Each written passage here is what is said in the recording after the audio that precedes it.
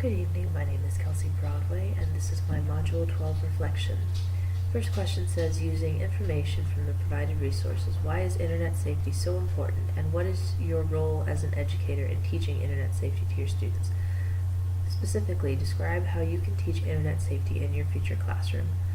I will be teaching secondary business education, so at that point in their education, students should have some idea about internet safety from grade school. Using the information, I would definitely say internet safety is very important. There are predators out there. There are people who want your personal information for hacking purposes, financial purposes, sexually predatory purposes. It's not necessarily a safe world out there.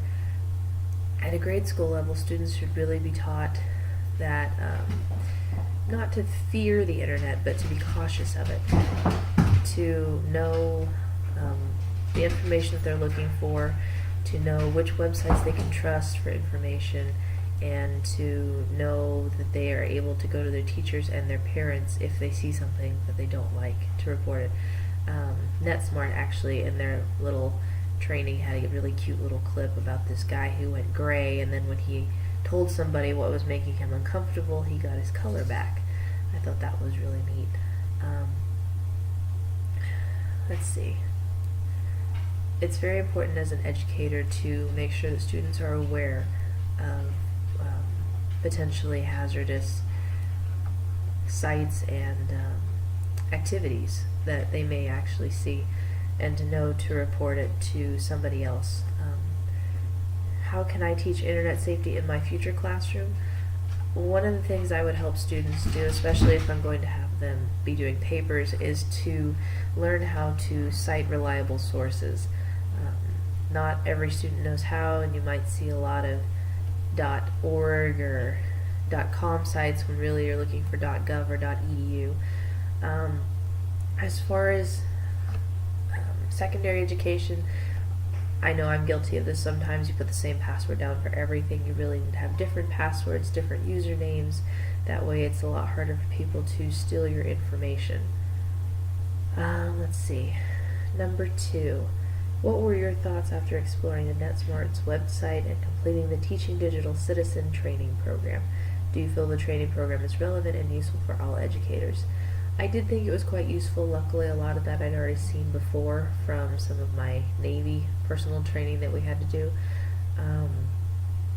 It's definitely a good basic training program. I did learn a few new things about the predatory, I guess, aspects of online. I'm not sure what word I'm looking for. Anyway, I did think it was definitely relevant and useful for all educators. I may go ahead and go back to the site and see if I can find any more useful information to use at a high school level, not so much a grade school level. Reflect on the main points described in the youth safety article and describe what useful information you were able to take away from the article. It really hit on a lot of the points that the training had and that we had already discussed in the module itself.